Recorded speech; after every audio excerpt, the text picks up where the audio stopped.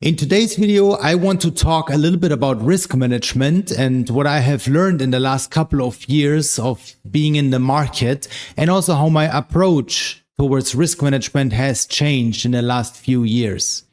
Hello and welcome to my channel, STB Trading. My name is David and let's have a chat today about risk management and also how you should approach risk management in order to avoid blowing accounts.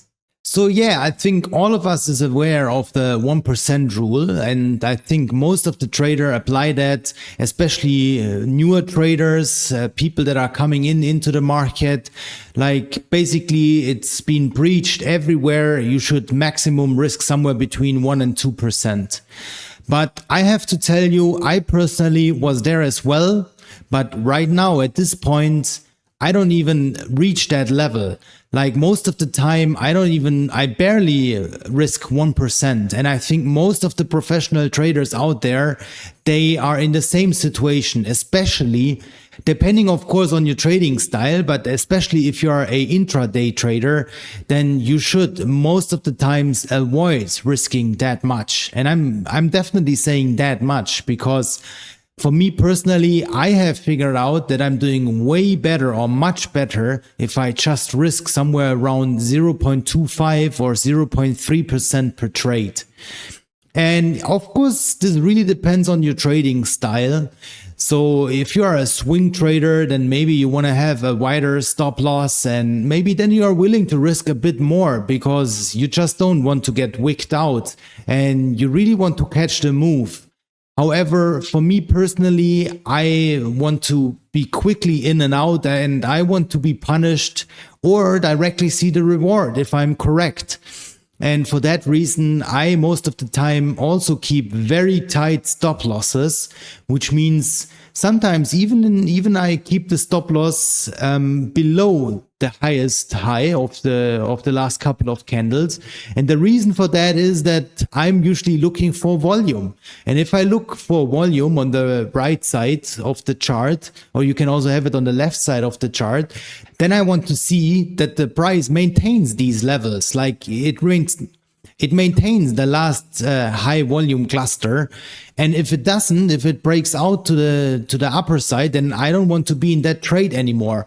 And therefore, if you look at my stop losses, maybe for someone who just started trading, he might see them and think, why the heck would you keep them below the last high?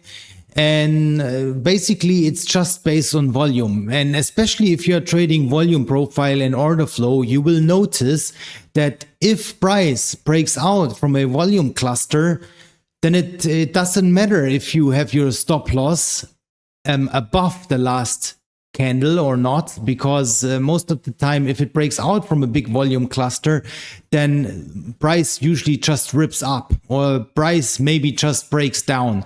And for that reason, I really love to have very tight stop losses, and I highly recommend that as well to any other trader, that you should keep your stop losses very tight and usually only risk somewhere around 0.3% or maybe maximum 0.5%. And yeah, I sometimes get maybe more losses, but I make up for it when it comes to my risk to reward, because a lot of times my risk to reward can be somewhere from 1 to 3 or maybe even higher. I can have trades that are up to 1 to 7. So I only risk 0.3 and make up to 7 times that amount.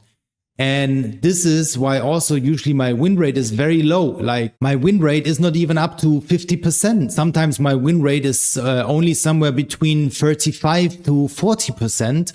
But if you have risk to reward trades of 1 to 7 or 1 to 8 or even more, then you can easily make up for that. And yet, but you also of course need to stomach that. Sometimes you can have maybe 6-7 losses in a row because you're really trying to catch a move, but the move just doesn't want to be caught. So yeah, therefore you take your losses, but you make up for it with your high risk to reward.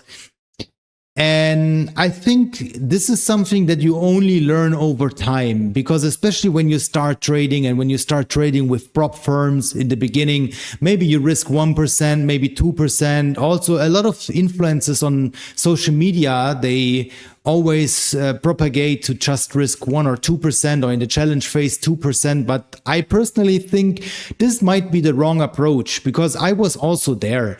And for me, at one point, I was stuck. I was stuck in a loophole where I constantly was risking too much, and then you adapt like that habit.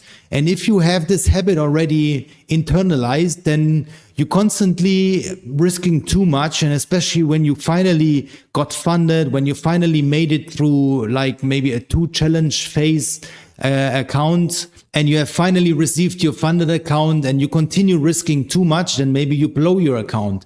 And especially right now with all the prop firms and all the changes in the prop industry, like a lot of prop firms don't even allow anymore to risk more, to let you risk more than 1 or 2%. And for that reason, I highly recommend to lower your risk. Only keep it somewhere around 0.25 to 0.3%. And maybe if you build up a little bit of a buffer, you can always increase your risk.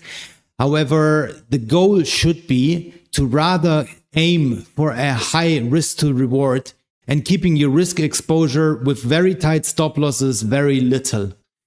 Yeah, so this is just a very quick video. I'm also testing out here my new setup as I have moved houses.